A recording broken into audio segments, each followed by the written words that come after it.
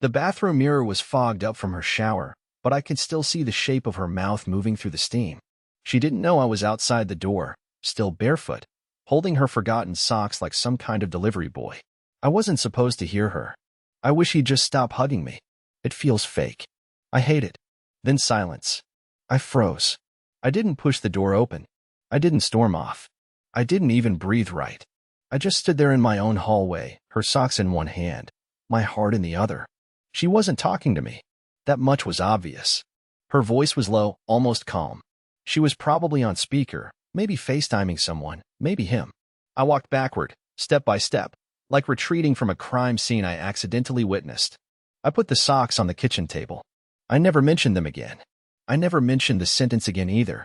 From that moment on, I stopped hugging her. No more good morning embraces. No more reaching for her waist while she cooked. No more leaning in on the couch when her favorite crime shows played in the background. She noticed, of course. The first 2 days, she actually looked confused. By day 4, she looked relieved. I started testing it, small things. If I didn't say goodnight, would she? She didn't. If I didn't offer to bring her coffee, would she even mention it? She made her own. If I stopped asking how work was, she just scrolled through her phone like nothing was missing. She never brought it up. Not once. But on the 7th day, something strange happened. I got home from the grocery store and found the front door slightly open. The living room was empty, but her phone was sitting face down on the couch, unlocked. A message was on the screen. I didn't mean to read it, but the words were massive, glowing like a siren. You could just leave him, Joe. You're not trapped. You're addicted to the guilt. I didn't touch the phone. I didn't need to. It was too late for confrontation, too early for decisions. So I just sat down on the armchair across from her phone, with the groceries still in my lap, melting. I didn't know who the message was from yet, but I had a feeling I would, because guilt was the one thing she never admitted to me. She told someone else. And that night, I stopped pretending we were still married. I didn't sleep that night. I just lay there staring at the ceiling, listening to the soft ticking of the old wall clock we both agreed to keep even though it didn't match the new paint. At around 2:30 a.m., Jolene rolled over in bed and whispered, "Are you awake?" I didn't answer. She didn't ask again. She just rolled back the other way, and her silence said more than her voice ever could. The next morning, I left early under the excuse of needing gas, even though my tank was full. I just needed space, fresh air, something that didn't smell like lavender dryer sheets and broken trust. But by noon, I was back at the house, standing in the garage for no good reason. I had no plans to fix anything. I just needed to breathe in a place where her voice didn't echo. That's when I noticed the box. It was tucked behind an old cabinet we hadn't touched in years. I had to move a broken folding chair just to reach it. It was one of those shoebox-sized storage bins, the kind people use for cables or receipts. But this one was heavier than it looked. Inside were printed photos. Dozens of them. At first, I assumed they were ours. Family trips. Birthdays. But no, these were newer. And I wasn't in any of them. Instead, it was Jolene and a man I'd never seen before. A bearded guy with thick black glasses and an obnoxious grin that screamed self-confidence. They were at a concert. A beach. A rooftop bar I didn't recognize. Some of the pictures were selfies. Others looked like they were taken by a third person. There was even a photo of the two of them holding hands, in front of the mural we passed every Sunday on our way to the grocery store. I didn't know whether to laugh or scream. That stupid mural was something I pointed out every single time because I thought it looked like us, a woman reaching for a man floating away. And here she was, posing in front of it with someone else. What broke me wasn't the photos. It was the napkin tucked between them. It had a handwritten message scrawled in blue ink. You deserve to be touched by someone who doesn't flinch. T. So T wasn't just a guy texting poetic crap in the dark. He was real. He had hands, a voice, a place in my wife's memories. And judging by the tone in those texts and photos, he had her heart long before I realized mine had been evicted. That night, I didn't go inside. I stayed in the garage, sitting on an overturned bucket, just unraveling. She texted me once, "Dinner's ready." I never replied. When I finally walked through the front door around midnight, she was asleep. The lights were off. The food was cold on the counter. But the silence felt earned now. It wasn't passive-aggressive. It wasn't fear. It was the kind of silence that comes when a man sees the proof he wasn't just neglected, he was replaced. And the worst part? She didn't even hide it well. She hadn't locked the photos away. She hadn't burned the napkin. She didn't bother to delete the texts. It wasn't a secret affair. It was a quiet exit, one I'd clearly missed while clinging to routine, chores, and late-night grocery runs that meant nothing to her anymore. I lay in bed that night, fully dressed, my heart racing so fast it felt like it was trying to run out of my chest. I didn't sleep. Again. And by the time she stirred at sunrise, I was already downstairs, brewing coffee I didn't plan to drink. She walked in slowly, wrapped in her usual gray robe. Hair tied. No makeup. She looked normal. Casual. Like everything was fine. She opened her mouth to speak, but before she could say a word, I asked, "Who's T?" She froze. One foot still mid-step. Her lips parted but no sound came out. And in that pause, I saw everything I needed to know. She didn't answer right away. She stood there in the kitchen doorway, wrapped in that worn gray robe like a shield, her hand clutching the side of the fridge for balance as if the letter T had physically knocked the wind out of her. I didn't rush her. I just stood still, holding the chipped coffee mug in both hands, watching the steam rise in the silence she didn't dare fill. Finally, her voice cracked out. "He's a friend." I didn't blink. I didn't nod. I just set the mug down and leaned against the counter. "That's the line you're going with?" She looked like she wanted to lie again. You could see the gears grinding behind her eyes. But then she sat at the table like a marionette whose strings had finally given out.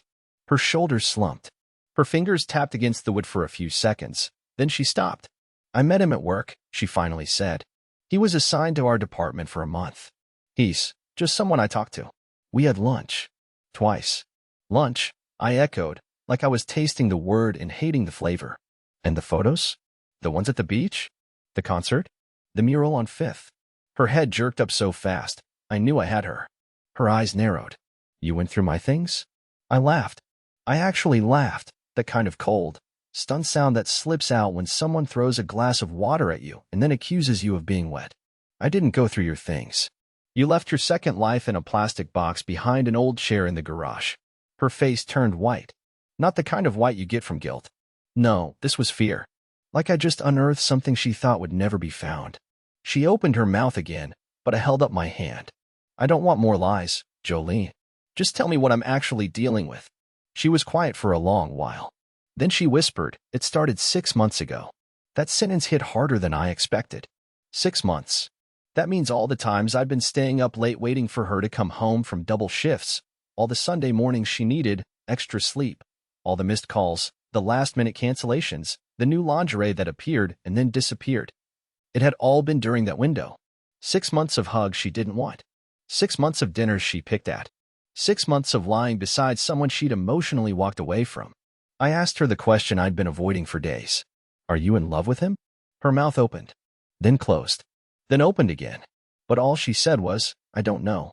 That was somehow worse than a yes. At least, yes would have meant she had a direction, a choice. But "I don't know" meant she was still trying to keep both lives standing, hoping one would collapse so she wouldn't have to be the one to choose. I nodded slowly. "Okay. Thanks for telling me." And then I walked out the front door without another word. I didn't slam it. I didn't drive off. I just needed space. Not to cool off. No, I wasn't angry. Not yet. I was unraveling. There's a difference. I walked around our block 3 times. Each time I passed our house, I glanced at the window, expecting to see her silhouette. I never did. She didn't follow me. She didn't call. She didn't even check to see where I went. It was like she was hoping I'd keep walking forever. That evening, I returned to find her asleep on the couch, a blanket thrown over her like a peace offering. I stared at her for a long time, wondering how I could miss someone who was right there in front of me. That night, I didn't go to bed. I stayed downstairs with my thoughts, and sometime around 4 a.m., I opened my laptop and began typing her name into the search bar. Not her full name, just her first name and the company she worked for. And that's when I saw it, a post tagged from a public profile. A photo of her, laughing, sitting across a candlelit table. With him. T. Same bearded grin. Same hands. Her hand resting lightly over his. The caption? 6 months of something real. It was posted just 4 days ago. She lied again. And this time, I didn't walk away. I started planning. I didn't confront her the next morning. I didn't show her the photo. I didn't say anything at all. That was the moment I decided to become what I never thought I'd be, an observer in my own marriage. Because the truth was no longer something I needed to pull from her mouth. It was bleeding out all on its own. I just had to watch where it left stains. I went about the day like normal. Made eggs. Washed the dishes. Asked her, out loud, if she needed anything from the store. She looked startled, even suspicious. "You're fine?" she asked. Of course, I said with a smile that didn't reach my eyes. I think that scared her more than if I'd screamed. Because the thing is, people like Jolene, people who cheat but don't leave, they're not afraid of confrontation. They're afraid of calm. They're afraid when you stop chasing. When you stop fighting for something they already threw away. That day, I started noticing everything. The way she kept her phone tilted just far enough away. The way her messages popped up from Sarah W. Even though I once saw a text come through from that same number signed T. The way she started offering to go on walks alone to clear her head, even though she never walked anywhere before unless I was beside her. I installed a security camera in the garage. She never noticed. I placed an AirTag under the mat in her car. She didn't question why I suddenly volunteered to wash her SUV every weekend. I was becoming someone I didn't recognize, and weirdly, I didn't hate it. There's a kind of sick clarity that comes when you stop being emotionally involved and start gathering proof. The first big break came 5 days later. She said she was working late, had a shift swap, and not to wait up. I nodded. I even offered to pack her dinner, which she declined, said she'd grab something from the hospital cafeteria. I kissed her cheek. She didn't flinch. But she also didn't kiss back. I watched the tracker as she drove. She didn't go to the hospital. She went to a small Airbnb 20 minutes out of town. Not a hotel. An Airbnb. Which meant pre-planned. Booked. Coordinated. I didn't follow. I waited. I wanted to see how long she stayed. She was there for 4 hours and 13 minutes. When she got home, I was pretending to sleep on the couch again. She tiptoed past me like a teenager breaking curfew. But the next morning, while she showered, I checked her car. In the glove box was a paper receipt from a boutique liquor store. 2 bottles of wine. One of them was opened. I took photos. I replaced it exactly as I found it. I wasn't angry. I wasn't jealous. I was studying her. And every new piece of the puzzle made me realize I'd been living next to a stranger for much longer than 6 months. The thing is, she didn't used to lie. When we were younger, before the job changes, before her glow turned guarded, Jolene would tell me everything, down to the tiniest thought. What she dreamed about. What she feared. Even when she got a parking ticket, she confessed like it was some grand sin. Now she was living a double life with hotel codes and fake contact names. I started keeping a journal. Not for therapy. Not for processing. Just to keep track. Times. Names. Routes. All of it. One night, while she was asleep, I opened my journal and wrote. She's preparing to leave. She just hasn't told me yet. But someone else already knows. The next evening, I got the proof of that. A voicemail. Left accidentally. From Jolene's phone. I think her screen must have called me by mistake while she was getting into the car. It was muffled, but clear enough. His voice. Laughing. Calling her baby. Her voice. "You really think he suspects anything?" Silence. Then him again. If he did, he wouldn't still be sleeping in the same house. And her laugh. That sound wasn't regret. It was satisfaction. As if she'd won something. I played that voicemail 3 times. Not because I didn't believe it, but because hearing it gave me clarity I hadn't had before. She didn't just fall out of love. She stepped on me on her way out. I backed up the recording. I saved copies. I sent one to my personal email and another to an external drive I buried in the attic. It wasn't about revenge. Not yet. But it was about readiness. Because something was coming. And I'd be damned if I didn't meet it head on. 2 days after I listened to that voicemail, I woke up to the sound of Jolene laughing on the phone downstairs. I stayed in bed. I didn't want to hear her voice sounding like that, carefree, light, like none of this was real. But then, just as I was pulling the covers over my head, I heard my name. No, Miles still doesn't have a clue.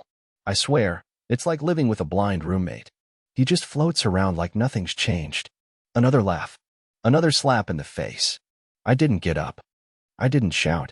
I didn't march down the stairs and demand the decency she clearly couldn't offer. I just lay there and took it, soaking in every bitter word because I wanted to remember what it felt like to be mocked in my own home. But the universe, for once, had its own plan. That night, everything turned sideways, not because of me, but because someone else got involved. It was a quiet evening. She was scrolling through her phone on the couch. I was pretending to read an article on my laptop. We barely spoke. The air between us had gone stale weeks ago, like two ghosts haunting the same shell of a marriage. Then her phone rang. She flinched when she saw the name, but tried to play it off. "Just work," she mumbled, swiping to answer. She walked toward the hallway, but not before I caught the screen. The name wasn't a coworker. It was Lacey, her sister. She disappeared into the bedroom and shut the door behind her. What she didn't realize was that her phone was still connected to the Bluetooth speaker in the living room. And it didn't take long before I started hearing both sides of the call. "I'm telling you, Jolene, this is disgusting." Lacey's voice snapped through the speaker, sharp and rattled. "You're acting like none of this matters. Like he's not a person." My eyes shot up. "I'm not doing this with you again," Jolene replied, muffled but audible. "It's not your business. It became my business when you dragged me into your lie. I covered for you that night. I told him you were with me. I lied to his face, Jolene. And now I find out you're planning to leave him and move in with that guy." The silence on Jolene's end stretched. "He's my husband, Lacey." "No, he's your doormat. And you don't even have the guts to admit it to him." I sat frozen. I hadn't known Lacey knew. She and I had always gotten along. She'd even once joked that she wished she could marry someone as chill as Miles. But this was different. This was betrayal with layers. Jolene had recruited her own sister to keep me in the dark. And now the plan was unraveling. "I didn't ask you to lie," Jolene finally hissed. "Yes, you did," Lacey shot back. "You just didn't say the words. You made me part of this, and now I can't even look him in the eye. He doesn't deserve this. You want to leave? Then leave. But stop pretending you're the victim in all this." The call ended suddenly. Jolene stormed out of the bedroom seconds later, phone in hand, and the look on her face was pure panic. She froze the moment she heard her sister's voice echoing from the Bluetooth speaker. She realized it too late. Her eyes met mine. "I didn't know it was connected," she whispered. "I did," I said flatly, standing up. For the first time in weeks, she looked cornered. Not just caught cornered. Like the walls were finally pressing back. I didn't shout. I didn't accuse. I just walked over to the kitchen, poured myself a glass of water, and sat back down on the couch. Her breathing was shallow, her hands trembling slightly. "I'm done lying," I said. "But that doesn't mean I'm done watching." And with that, I turned on the TV, flipping to a documentary like it was any other Tuesday night. She didn't speak for the rest of the evening. That night, I heard her crying in the bathroom. Not the soft, manipulative kind. The real kind. I didn't go to her. I didn't comfort her. Because that part of me was gone. But I knew something had shifted. Because she'd been exposed, not by me, not by some camera, not by a confrontation, but by her own blood. And now the narrative she'd spun was unraveling faster than she could control. And I was right there, in the center of it. No longer blind. No longer clueless. 3 days passed after the call with Lacey. Jolene didn't speak much. She moved around the house like a ghost, trying to be invisible. But the tension between us wasn't just silent, it was radioactive. Every glance, every motion, every clink of a plate or creak of the stairs felt like a countdown to something no one wanted to name. She hadn't mentioned the affair. She hadn't apologized. She hadn't even tried to explain. I think she was waiting for me to explode so she could paint me as the villain in whatever story she'd already written in her head. But I didn't. I cooked dinner like usual, folded laundry, sat in the same chair every evening. She couldn't handle the quiet anymore, and that gave me more power than I expected. Then, on Saturday morning, something changed. I was outside watering the hedges when a car pulled into our driveway. A dark green sedan, windows tinted, tires old but well kept. I didn't recognize it. I assumed it was a delivery or maybe someone lost. But when the door opened, a man stepped out, and for the first time in this entire mess, I saw him. There was no mistaking him. The beard, the smug energy, the same guy from the mural photo and the wine bottle night. He looked at me like I was the intruder, like I had no right to be in front of his house. "Hey," he said casually, as if we'd met before. I stood completely still, hose still running, water pooling at my feet. "Jolene here?" he asked, stepping closer. I didn't answer. I just tilted my head. "She's inside," I finally said. "But I don't think you're supposed to be." He scoffed and adjusted his sunglasses. "She told me you guys were separated." I blinked once. Slowly. "Funny. No paperwork's been filed. Still sleeping in the same house. Still paying her cell bill. Still making coffee in the same kitchen." He frowned, now realizing this wasn't going to be a smooth visit. That's when Jolene appeared at the door. She must have seen him from the window because her face was already pale. "What are you doing here?" she asked, voice tight, shaky. "You stopped answering," he said. "And I'm tired of playing second string." He started walking toward her, but I cut in front of him. I didn't touch him, didn't threaten him, just blocked the path. "This isn't your house," I said. "This isn't your wife. And this? This is your last warning to back out while you still have a chance to look clean." He smirked, but I could see the hesitation crack through. "You think you scare me?" he asked, but it sounded more like a reflex than a challenge. "No," I said, "but I know something you don't." He looked confused. "You're not the only one Jolene's been seeing." That stopped him cold. I wasn't sure why I said it. I didn't even know if it was true. But the expression on Jolene's face in that exact moment, that flicker of horror and guilt that twisted into full-on panic, told me it was. He turned to her. "What the hell is he talking about?" She didn't answer. She looked down, and that was all the answer he needed. He backed up, furious, eyes wide. "You said I was different." "You're not," I said, stepping beside him. "You were just convenient." He turned to leave, but not before spitting a bitter, "You two deserve each other," over his shoulder. As his car peeled out of the driveway, Jolene stood frozen in the doorway. She didn't follow. She didn't cry. She just looked like the wind had finally knocked her flat. I walked past her into the house. As I passed, she whispered something under her breath. I didn't plan for this. I turned to her one last time that day. "That's the first honest thing you've said in months." She didn't follow me. She didn't say another word. But later that night, I checked my email and found a message from an address I didn't recognize. Subject line, "You don't know the half of it." Attached were screenshots, text messages, photos, and a note. "Jolene's been playing both of you. Thought you should know before you let her rewrite the ending." It wasn't from T. It was from someone else entirely. The email sat in my inbox like a live grenade. I stared at the subject line for 5 full minutes before I opened it. I wasn't afraid of what I'd find, not anymore. I had already seen enough to bury what we had 1,000 times over. But this felt different. Like someone had seen everything from a distance and finally decided to throw me the last piece of the puzzle. The screenshots were timestamped. The earliest ones dated back 10 months, before Jolene even claimed anything had begun with T. The sender? No name, no signature, just an anonymous Proton Mail account. But the message was clear. Someone else had been watching. Closely. The messages weren't just between Jolene and T. There was another man. No photos of him. Just a name in the contact list, Emerson Jim. I didn't know anyone named Emerson. But Jolene used to mention a new fitness instructor she started training with around the same time she started skipping dinners. I never thought twice about it. Why would I? She'd always hated working out, said treadmills felt like torture. Then suddenly she was spending an extra hour at the gym to decompress. But the texts with Emerson painted a different picture. A familiar one. The same flirtatious tone. The same pattern of shifting from emotional support to physical intimacy. The same excuses she gave T. Except here's the part that made my hands go cold. She was complaining about T to Emerson. "He's getting too clingy. He's not who I thought he was. I wish I could just reset all of this. None of them feel right. None of them. Them. Plural. So I wasn't crazy. She hadn't chosen someone else. She had chosen multiple someone else's and kept me as the emotional fallback. The nice guy she didn't have to perform for. The constant, reliable shadow who would never abandon her." I kept scrolling. There were photos, too. Screenshots of Instagram messages. Flirty videos she sent. She had used the same selfie twice, once telling T she missed him, and once telling Emerson he was the only man who gets me. It was a performance. All of it. I looked at the bottom of the email. The anonymous sender left one last message. "You deserve to know what she is. She's not confused. She's just good at keeping you confused." That night, I didn't speak to Jolene at all.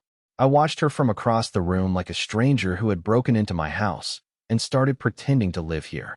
She looked nervous, not because she knew what I'd found, but because something inside her sensed that I was no longer playing along. Around midnight, she approached me on the couch. "Are we going to talk about what happened?" she asked softly. I looked up at her. "Which part?" I asked. "The guy from the mural? The fake gym sessions? The fact that your sisters had more of a conscience about this than you? Or the part where you've been copying and pasting the same lines into different men's inboxes like it's a customer service script?" She paled instantly. I didn't, "That's not fair." "Fair," I said, standing. Fair was me cooking dinner every night while you were sending filtered pictures to guys you met at work, the gym, and God knows where else. She started crying then, real tears. But they didn't hit me like they used to. They didn't soften anything. They didn't slow my heartbeat. If anything, they felt like cheap effects in a show I no longer subscribed to. I didn't mean for this to happen, she said. I was lonely. You were bored, I corrected. You didn't want connection. You wanted novelty. That's fine.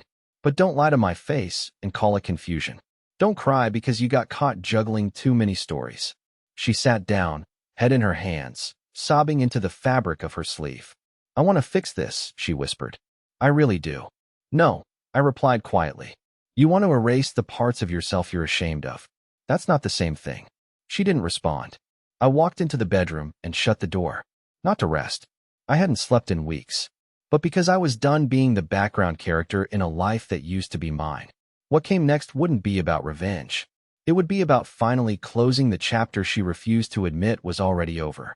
I woke up the next morning before the sun did. The sky was still a pale bruise outside the window, and the house was completely silent. No birdsong, no cars passing, not even the hum of Jolene's usual shower. I sat up slowly, not because I was tired, but because my body had forgotten what peace felt like. My thoughts were no longer racing, just still, settled, like the storm had passed, and all that remained was the cleanup. I stood in the hallway for a long time, just watching her sleep. She looked small, not fragile, but shrunken somehow, like the weight of her own choices had finally started pressing inward. I wasn't angry anymore, not even hurt, really. What I felt was something I hadn't tasted in months, clarity. She stirred around 7 a.m. Her eyes met mine, and for a second, I could tell she was preparing for a fight. But none came. I just spoke quietly. I'm leaving today. Her whole body tensed. What? Where are you going? I shrugged gently. Somewhere else.